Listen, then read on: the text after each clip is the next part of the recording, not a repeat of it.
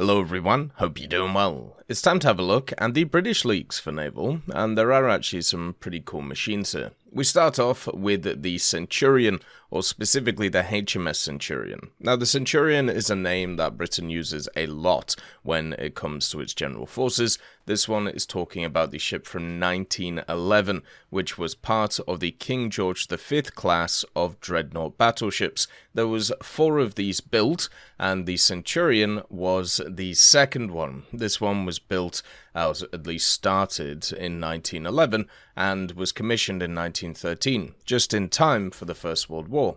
This vehicle actually gets most of its fame from the Second World War, weirdly enough, though. In the First World War, it did the standard stuff, such as be part of the Battle of Jutland, and also do a lot of routine patrols in the North Sea.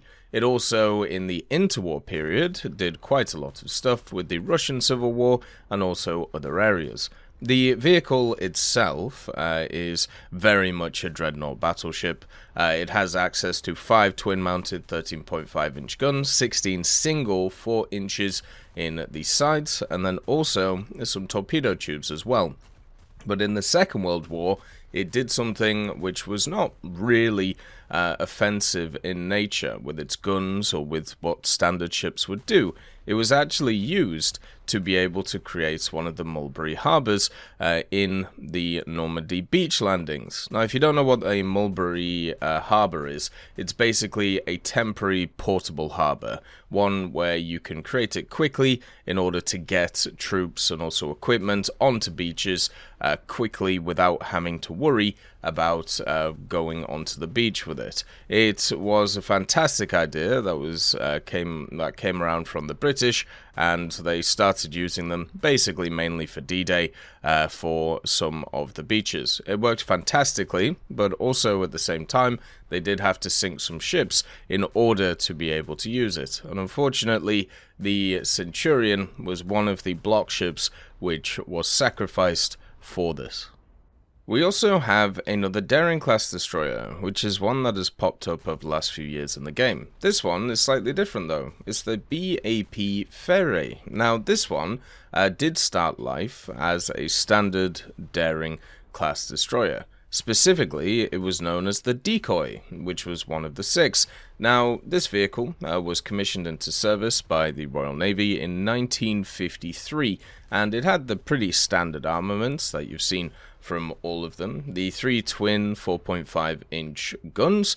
It also had 3 twin Bofors 40mm on it. It also had some torpedo tubes, very standard to compared to the ones that we already have. But eventually it was sold off, and it was sold off to Peru, and it got a new name, which of course is the Ferré. Now this vehicle actually served in Peruvian service all the way until 2007, which is quite impressive. But they did do some upgrades to it. They did keep the 3 Vickers sets of guns, which is quite nice of them. They also added 2 Ottomalara twin 40L70 Dardo compact guns. These ones are basically the 40mm turrets, which are incredibly good at rapid firing.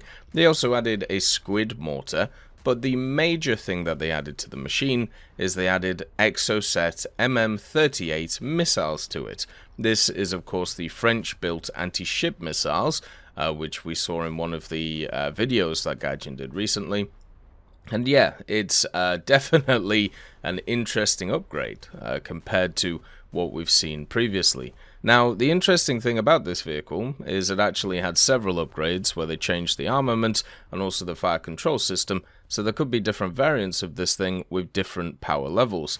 But in general, if it comes in with the Exocets, that would actually be really fun and give you something different than the standard Daring.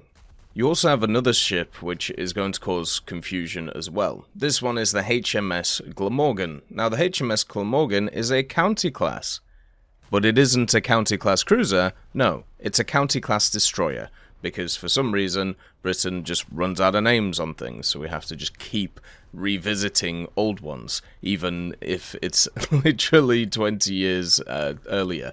The HMS Glamorgan is part of the good old counterclass set of destroyers, and the basic idea of this set of destroyers was to create a destroyer which had access to a bunch of missiles. That's pretty much it. So this vehicle has access to a ton of missiles, but also kept some of its 4.5-inch guns. It had 2 of the twin mounts in the front. Now, this vehicle was actually commissioned in the 60s, showing it's pretty new compared to the other stuff that we have in the game. It was then decommissioned in 1986, but then it was bought by Chile, who used it for about 10 years before eventually decommissioning it in the late 90s.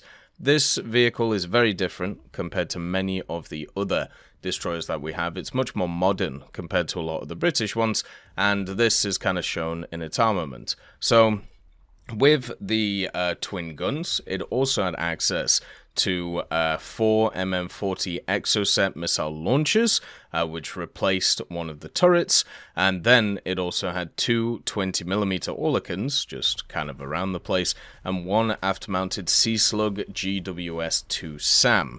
Now this is obviously a surface-to-air missile. On top of this, it had 2 more mountings for the Seacat GWS-22 SAM as well in Chilean service. The Seacat itself was replaced by the VLS for the Barak SAM, which is a different surface-to-air missile. It also could carry a helicopter too. So this one is much more in line with the American destroyers that we saw the other day, which were more designed to be missile destroyers instead of gun destroyers. And the whole point of it was to extend the range of combat of these destroyers. So this one was able to do that. You know, it did it pretty effectively.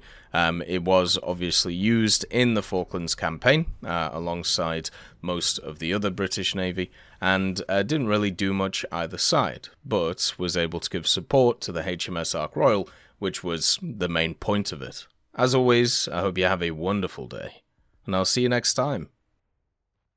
I'd just like to thank GMG Smiley, CD Beans, Chieftain Mike, EMN3 Galaxy, Tulio Pontecorvo, Brendan Quinn, Carrion Crow, Gus Irenicus, Pyman, Wartinder, Teddy, Daniel Stanton, Martinez, B. Young, Ozzy Panzer, Alan Hacker, Liam Shear, Opium Prime, Lafouche, Sem, Aslan, Uncle Bean, and Derek R.